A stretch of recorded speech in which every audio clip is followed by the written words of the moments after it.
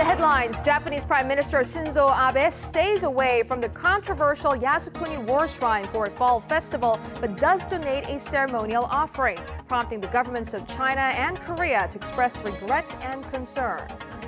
With the goal of opening a new era of cooperation in Eurasia in mind, President Park Geun-hye proposes a new trade route linking Korea to Europe, the so-called Silk Road Express. The U.S. government gets back to business, but Washington is not out of the woods yet. After a 16-day shutdown, President Barack Obama says the debt crisis has damaged the U.S. economy. Well, these stories and more next on Primetime News.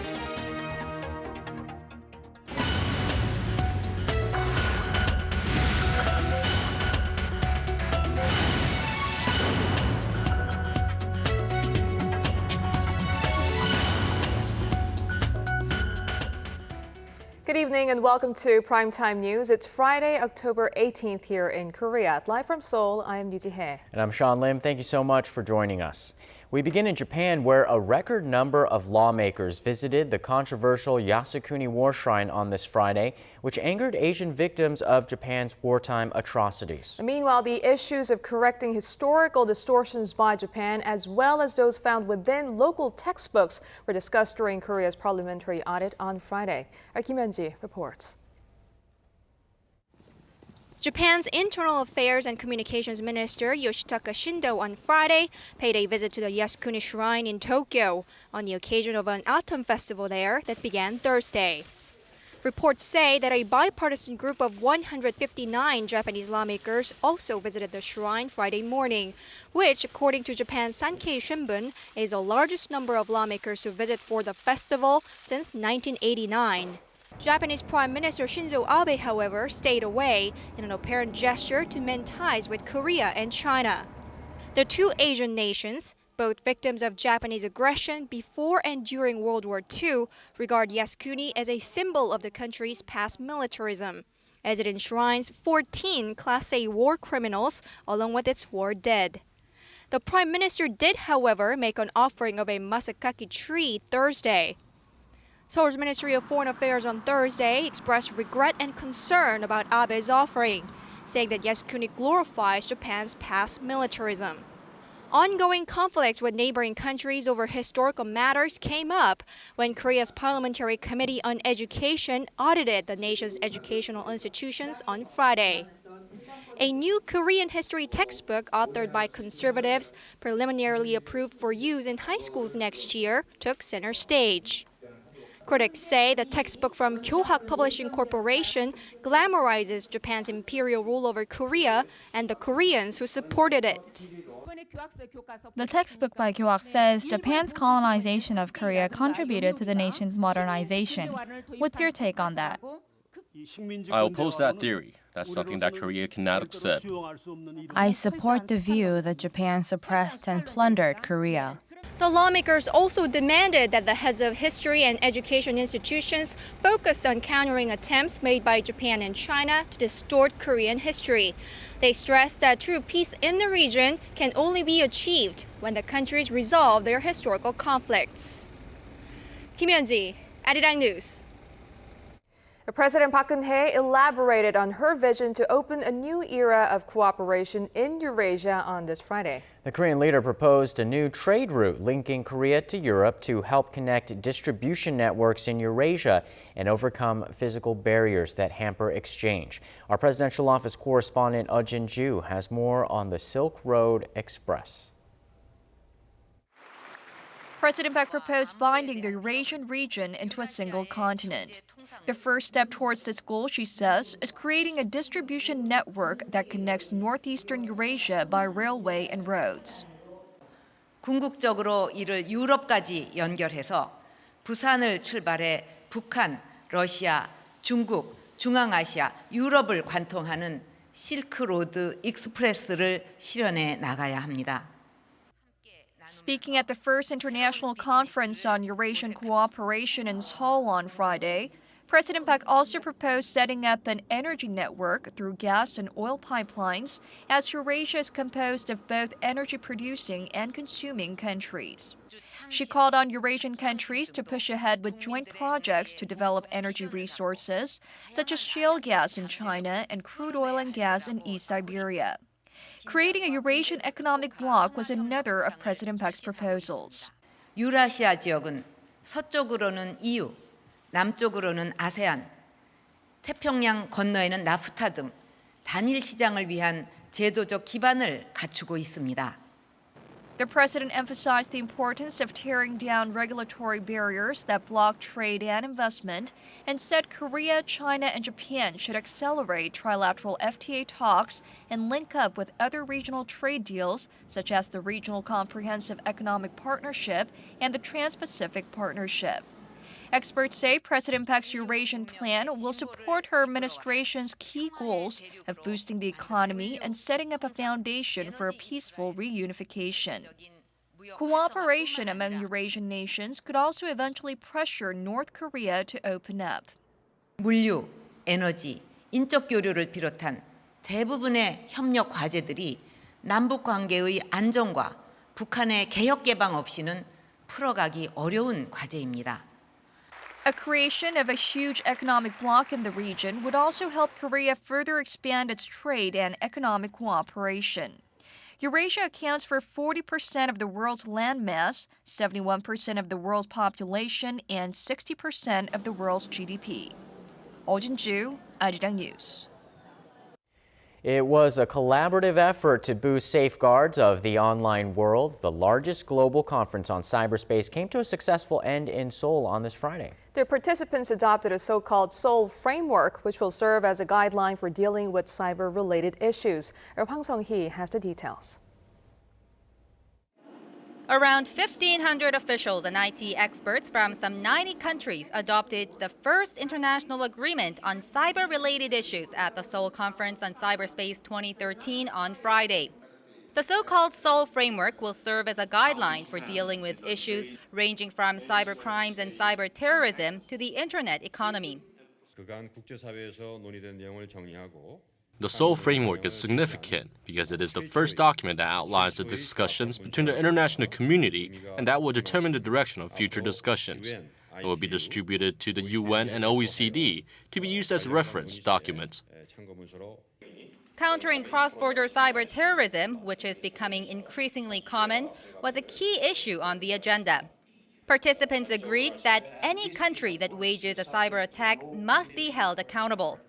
The Seoul conference also served as an opportunity for participants to share their greater understanding on the importance of preserving the online community as an open space by protecting the freedom of expression. I think there has been a growing consensus. It isn't there yet. I don't think any of us would pretend that it is. The more we talk to each other, the more we collaborate, the more we share good practice, the more we understand each other's position, I think the greater the consensus. The annual conference is the third of its kind, with previous meetings being held in London and in Budapest. This year's event not only yielded the largest ever number of participants, it was the first time that developing nations were invited. The participating nations agreed on the need to support developing nations to ensure that all countries benefit from the internet. The Netherlands has been selected as the next host country for the conference on cyberspace. The next meeting will take place in early 2015, as officials are currently reviewing the possibility of shifting this annual event into a biannual one. Hwang Sung-hee, Arirang News. Korea may not build any additional nuclear power plants for the next 20 years amid growing concerns over the safety of nuclear power. In fact, an energy plan has called for half of the nation's nuclear reactors to be replaced by liquefied natural gas plants. Our Ji Myung-gil has more on the nation's energy future. This is a liquefied natural gas power plant in Korea. Natural gas is combusted to generate electricity and is perceived as one of the cleanest available sources to generate power. The government had previously planned to raise the reliance on nuclear power plants to 40% by 2035, from just under 30% now. but it is now proposing to reduce the reliance to 20%. A revision reflects the need to lower the reliance on nuclear power plants for Korea's electricity needs, as the 40% reliance is unrealistic. However, running LNG power plants is expensive. To generate the same amount of power, LNG power stations is 3 times more costly than nuclear plants. In managing our power needs, a 1 percentage point energy source change from nuclear to LNG will push electricity prices up by 2%. That means increasing Korea's reliance on LNG power plants to 40% will drive up electricity fees by 40%. But will industries and households be able to bear the expected price hikes? Korea's core industries are steel, petrochemistry, and semiconductors that use a lot of electricity. If electricity prices go up, then it would be a burden for both the industries and households. The government expects Korea's electricity consumption to double in 20 years. Even if Korea lowers its reliance on nuclear source to 20% of power needs, it will be inevitable for the nation to build more nuclear stations. Korea currently operates 23 nuclear reactors and is building 5 new nuclear power plants. 심영균, Arirang News.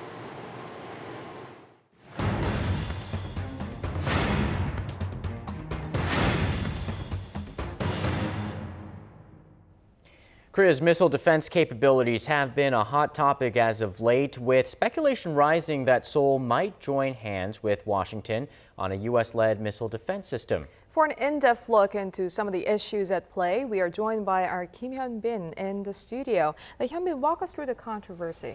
Hey guys, the U.S. Has long argued that its allies in this region must share a defense burden. While South Korea has resisted joining the U.S. missile defense system, which could undermine missile capabilities of China, Korea's largest trading partner. Earlier this week, Korea's defense minister Kim Kwang-jin denied speculation Seoul might join the U.S. missile program. He said it was too expensive and its huge interception range is unnecessary on the Korean peninsula. Seoul's defense ministry says Korea needs to focus on its own low-altitude system that is already under development. It's called Korea Air and Missile Defense, or KAMD. Let's take a closer look. KAMD is a multi-level missile defense system Korea is in the process of developing. The system fits Korea's terrain and the threats facing the nation. KAMD currently focuses on low-altitude missile threats, since most of North Korea's missiles targeting South Korea are not ballistic missiles and have a range of 1,000 kilometers or less. But the KAMD system has its weak points. The interceptor missile currently being used is the Patriot II, also known as PAC-2. But this missile was originally built to take down aircraft, not missiles. The military is currently focusing on upgrading its PAC-2s to PAC-3s, which have better accuracy and efficiency. I spoke to a weapons expert about the issue. Let's hear what he has to say. The PAC-2 explodes near the ballistic missile or target and the debris takes it down. A PAC-3 directly collides with the enemy missile, so the PAC-3 is more reliable and accurate than the PAC-2. Instead of joining the U.S. system, Defense Minister Kim said the South Korean military will enhance its KAMD program, so South Korea will be able to better counter missile threats with its own technology. On top of that, the South Korean government is scheduled to finish developing mid- and long-range surface-to-air missiles by 2022. So are there capabilities of Washington's system that far surpass the KAMD? Yes, the U.S. missile defense system is multi-layered and is considered the best in the world. And to show you what Washington capabilities are, let's take a look at this graph. As you can see, the U.S. system works on a 3-layer missile defense network. The first line of defense comes from the Aegis rocket, which is designed to knock out an incoming ballistic missile while it's in space. If that fails, a theater high-altitude area defense interceptor, also known as THAAD, intercepts the missile just as it re-enters the Earth's atmosphere. The final layer of defense is the lower altitude Patriot missile. Experts say the chance of a ballistic missile slipping through all three layers is very slim. Korea does not have a high-altitude missile defense system, but experts say that if the Korea Air and Missiles Defense System, which is a low-altitude missile defense system, is fully implemented in 2022, Korea will be able to successfully intercept missile attacks from Pyongyang. So aside from the cost issue, what other factors stand in the way for the South Korean military of adopting this U.S. system? From a security standpoint, experts say it would have definitely worried South Korea's neighbors, such as namely China and Russia. Let's hear what this expert had to say. If the U.S. system was implemented, it would restrain nuclear and missile capabilities of the countries in the region. The U.S. will be able to intercept missiles using its multi-level system. This will greatly reduce the effectiveness of the ballistic missiles, which in turn will break the strategic balance between those countries. Other experts point out, however, that at some point, whether it's with our own technology or not, Korea needs to obtain high-tech missile defense program, as Pyongyang is trying to enhance its ballistic missile capabilities. All right, Hyunbin, thanks for clearing up some of those questions surrounding the missile program.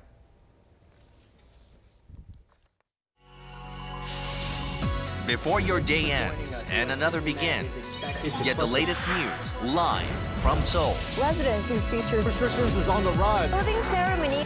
Expert analysis from Asia's heartbeat. The legislature circumstances. With a viewpoint only Korea's global network can provide. The United States, the latest report. Less than unrivaled access from a team always on standby. Came on to maneuver, trying to cover up the South. The U.S. government gets back to business, but Washington is not out of the woods yet after its 16-day shutdown. President Barack Obama says the debt crisis has done damage to the U.S. economy. Our Song Ji-sun tells us more.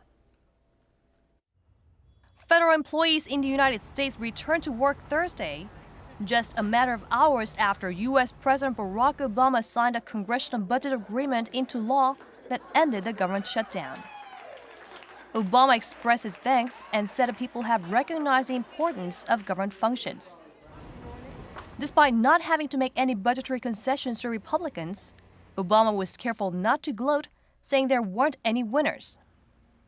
He said the shutdown had seriously undermined the economy and damaged the international reputation of the U.S. political system. He also said Americans were completely fed up of their elected officials in Washington. There are no winners here. These last few weeks have inflicted completely unnecessary damage on our economy. Nothing has done more damage to America's credibility in the world, our standing with other countries, than the spectacle that we've seen these past several weeks. Financial services company Standard & Poor's says the 16-day shutdown that closed national parks and left hundreds of thousands of federal workers at home on unpaid leave cost the economy an estimated $24 billion. Obama issued an aggressive challenge to Congress, particularly the Republican-controlled House of Representatives, telling them to stop focusing on who wins and loses political battles and to work with him on issues critical to improving the economy. He also repeated his call for Congress to take a balanced approach on a budget for the rest of the current fiscal year and pass immigration reforms proposed by the Senate. Song Ji-sun, Arirang News. In a sign which may indicate China's growth is back on track, third quarter growth came in at 7.8%.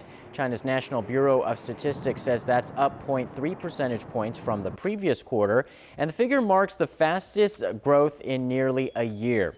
Experts point to the government's loose monetary policy and improvements in global economic conditions. Here in Seoul, shares rose to their highest closing level in 26 months on this Friday, with the benchmark Kospi closing at 2052. And there's a new fashion trade show in town that is giving local indie designers a place to shine. It's called Fashion Code, and even though it's in its first year, it's aiming to become Asia's #1 fashion trade show. Akanya Lee was there.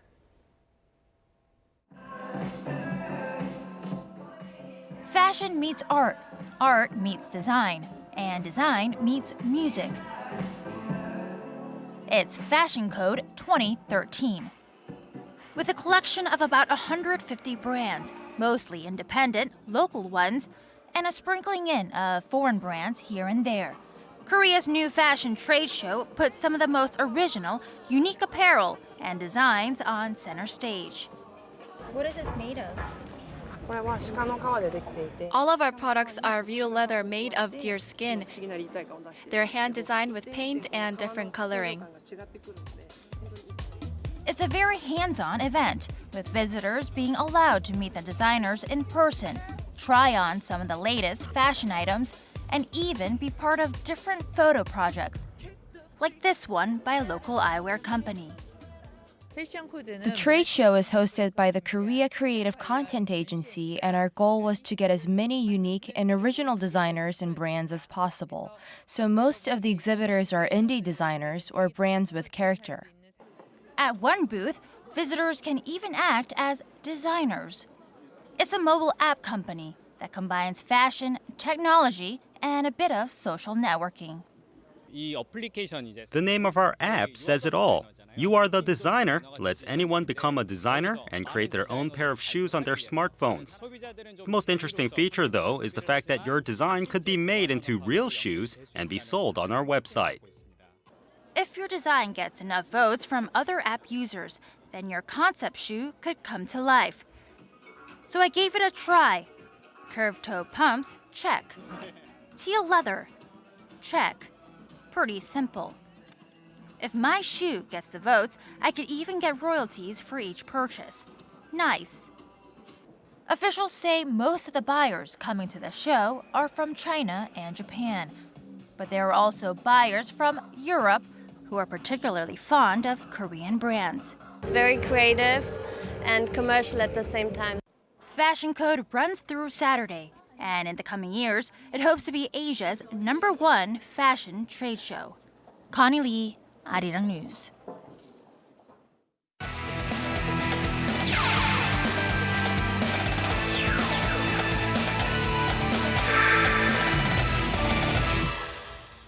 The 94th National Sports Festival has opened in Incheon with thousands of athletes competing in 46 different sports. But there are a few high-profile names getting the spotlight. To tell us who they are, Stephen Che is standing by in the Sports Center. Hello there. Hey guys, topping the list of the athletes is Marine boy Park Tae-hwan, who's looking to add more golds from the pool. He's participating in 5 races, the 200 and 400 meter freestyles, the 4x100 and 8x100 meter relays, and the 4x100 meter medley relay. He's hoping to win 5 golds, just like he did in 2007 and 2008 when he last competed there.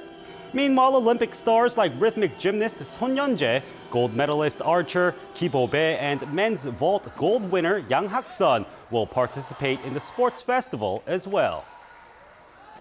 Now on to world football. Veteran footballer Lee Young-pyo, currently playing for the Vancouver Whitecaps in the MLS, has once again announced his retirement. The 36-year-old fullback expressed the desire to make the playoffs with his team, who are just 3 points from a playoff spot with 2 matches left before he retires.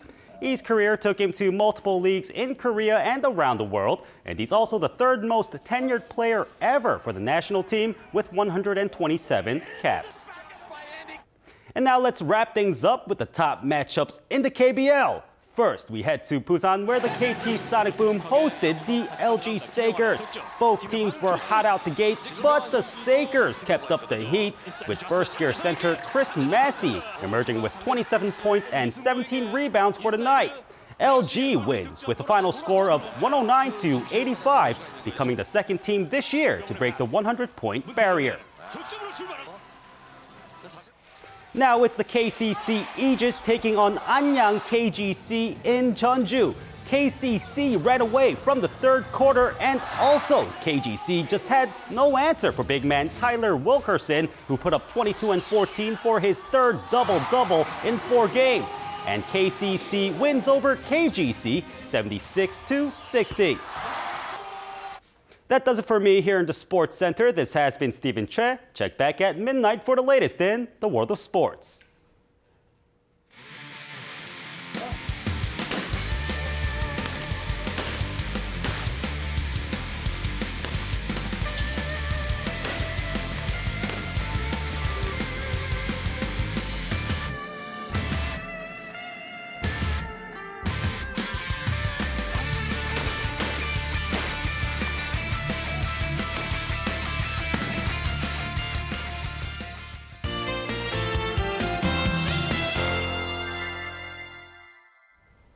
Well, I hear this weekend will be perfect for those who plan to visit Mount Seorak or Mount Ode to check out the fall foliage. Yes, for details, let's go over to our Kim Bo-kyung at the Weather Center. Now, Bo-kyung, what can we expect over the weekend? Well, Ji-hye, the weekend will feel a lot like today when afternoon temperatures rose to average autumn levels. For details, let's take a look at the satellite map.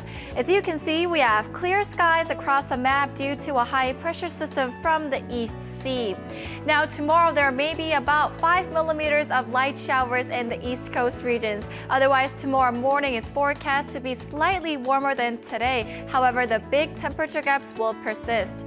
Now, our viewers in Japan should gear up for another tropical storm because Typhoon Francisco is forecast to make landfall on the south coast of the country next Thursday, but it should miss us here in Korea. Moving on to tomorrow's forecast, Seoul and Daegu hits 21 degrees, meanwhile Busan gets up to 22. Taking a look at other regions, Daejeon and Jeju reach the low 20s. Meanwhile, Dokdo and Mount Kumgang peak at 18 and 9 degrees respectively. That's all for now, and back to you guys. Thanks, Bo-kyung. And that's a broadcast on this Friday night. I'm Yoo Ji-hye in Seoul. And I'm Sean Lim. Thanks for joining us. Have a great weekend. We'll see you soon.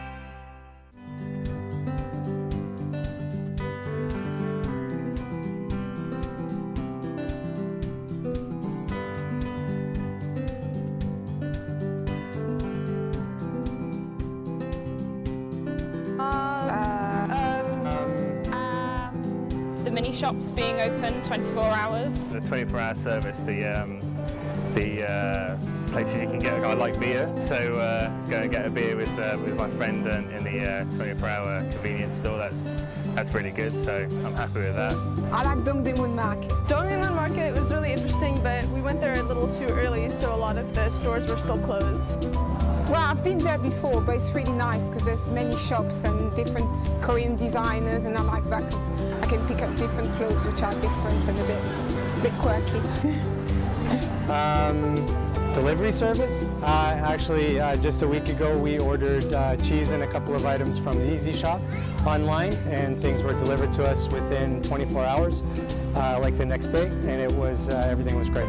Public transportation. Public transportation. Public transport. Public transportation is absolutely superb. It's probably among the best in the world because the trains are clean, they're cheap, they go everywhere.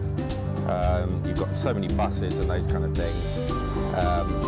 It's simply one of the best transportation systems you find in any city, in any part of the world. Taxis are convenient because they're easy to find, especially the orange ones, and they're also very cheap.